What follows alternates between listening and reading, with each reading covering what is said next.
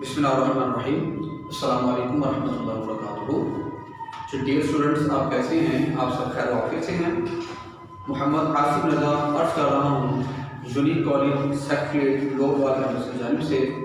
آج ہمارا lecture number 4 ہے، جس میں انشاءاللہ ہم پارٹنرشپ کے مختلف ٹائپس کے متعلق ڈسکشن کرنے جا رہے ہیں۔ تو آئیے شروع کرتے ہیں، انڈرسٹینڈ کیجیے گا۔ ہمارا کوشچن ہے کائنڈ آف پارٹنرشپ۔ پارٹنرشپ کی شراکت کی اقسام بیان کیجیے۔ بڑے شراکت کی جو اقسام ہیں وہ بزنس پوائنٹ آف ویو سے الگ ہیں اور اسلامک پوائنٹ آف ویو سے الگ ہیں۔ آج انشاءاللہ ہم بزنس پوائنٹ آف ویو سے کاروباری حوالے سے شراکت کی جتنی بھی اقسام ہو سکتی ہیں، ٹائپس ہو سکتی ہیں، انشاءاللہ ہم ان کو ڈسکس کریں گے۔ اور لیکچر نمبر نیکسٹ میں آپ کو ملیں گے ہماری عربک یا اسلامک ٹائپس آف پارٹنرشپ۔ آئیے شروع کرتے ہیں۔ بچوں میں لیں گے partnership for fixed period. Fixed period کا مطلب ہوتا ہے معینہ مدت کے لیے،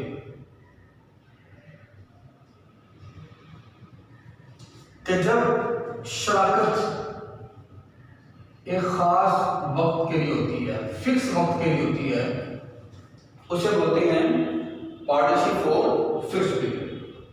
مثلا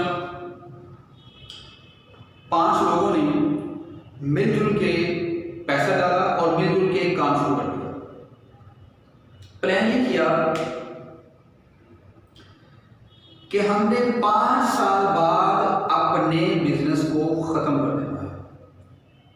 تو ایسی پارٹنرشپ جو خاص وقت کے لیے ہوتی ہے، جو ایک فکس ٹائم پیریڈ کے لیے ہوتی ہے، جو ڈیفینیٹ پیریڈ کے لیے ہوتی ہے، اس کو بولا کرتے ہیں پارٹنرشپ فار فکسڈ پیریڈ یا partnership for definite period.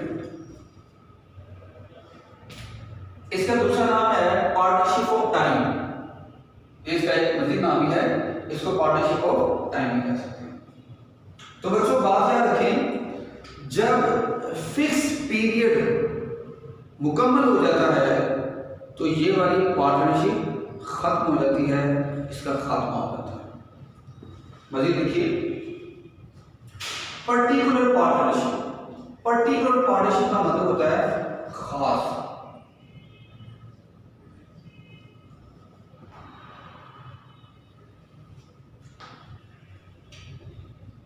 Section 8 کے مطابق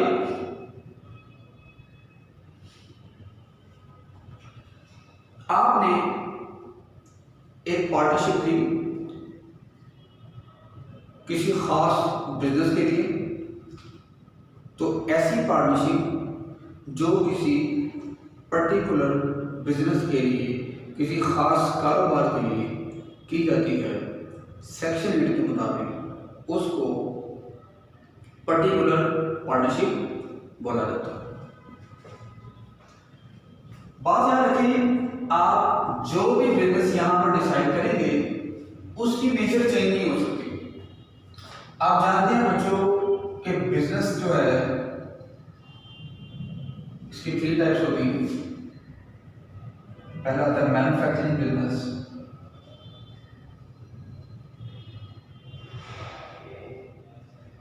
اس کے بعد ٹریڈنگ بزنس آ جاتا ہے، پھر آ جاتا ہے سروسز بزنس۔ ٹریڈنگ بزنس کی مزید 3 ٹائپس ہوتی ہیں، سول ٹریڈرشپ یا سول پروپرائٹرشپ، اس کے بعد ہے پارٹنرشپ اور جوائنٹ اسٹاک کمپنی۔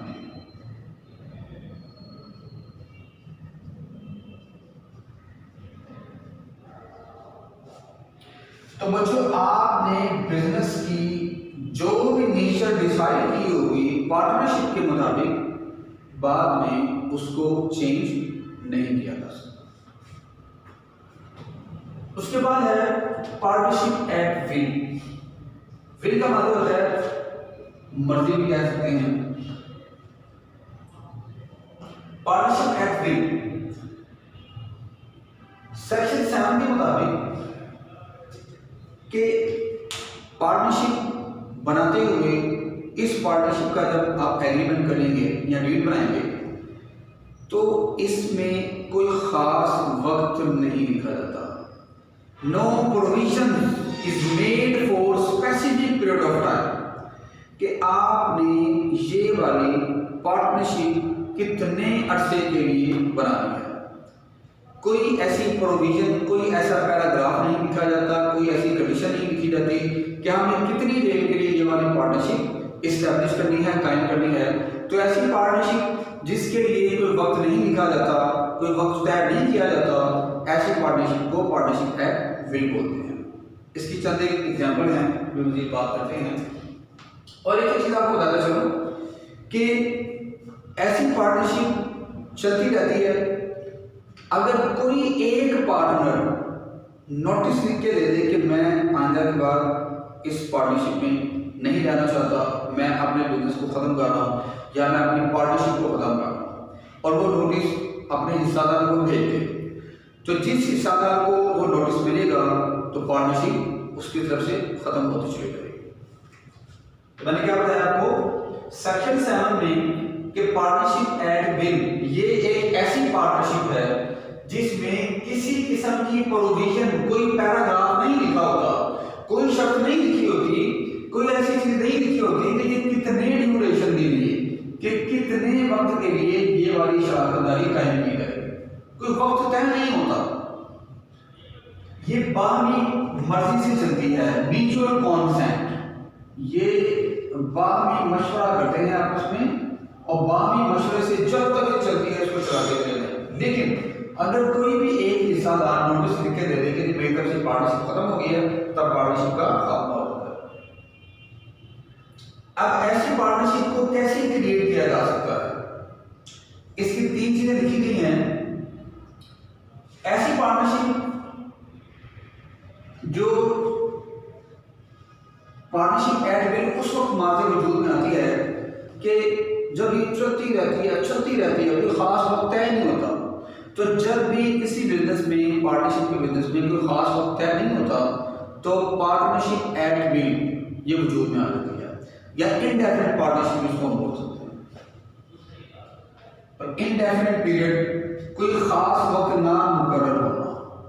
جب خاص وقت طے نہ ہو تو ایسی پارٹنرشپ جو ہے اس کو کیا بولتے ہیں؟ Indefinite partnership. انڈیفینٹ پیریڈ کے لیے جو طے ہوتی ہے اسے انڈیفینٹ پارٹنرشپ ایکٹ بولتے ہیں. اس کے بعد ہے ایکسپائری آف فکسڈ پیریڈ. ایک پارٹنرشپ تھی، اس میں طے کیا گیا تھا کہ صرف 2 سال کے لیے ہے. 2 سال ختم ہو گئے، پارٹنرشپ پھر بھی چلتی آ رہی ہے. تو ایسی پارٹنرشپ جس میں طے کیا ہوا وقت پورا ہو جاتا ہے لیکن وہ پھر بھی چلتی رہتی ہے، تو ایسی پارٹنرشپ کو پارٹنرشپ ایکٹ بل بولا کرتے ہیں. پارٹنرشپ ایکٹ بل کب وجود میں آتی ہے کہ جب آپ نے مثلا یہ والی پارٹنرشپ شروع کی، ایک فکس پیریڈ کے لیے پارٹنرشپ شروع کر دی. آپ کی پارٹنرشپ کا نام ہے پارٹنرشپ فار فکس پیریڈ. 5 سال کے لیے کی تھی، 5 سال پورے ہو گئے لیکن پھر بھی آپ چلاتے چلے جا رہے ہیں. 6 سال ہونے والے، 7 سال ہو گئے.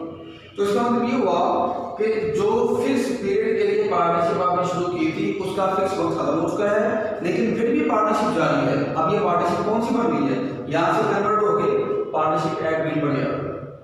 ٹھیک ہے.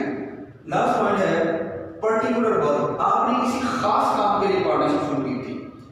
مثلا آپ نے پارٹنرشپ شروع کی تھی کہ ہم نے ایک برج بنانا ہے، جب برج مکمل ہو جائے گا ہماری پارٹنرشپ ختم.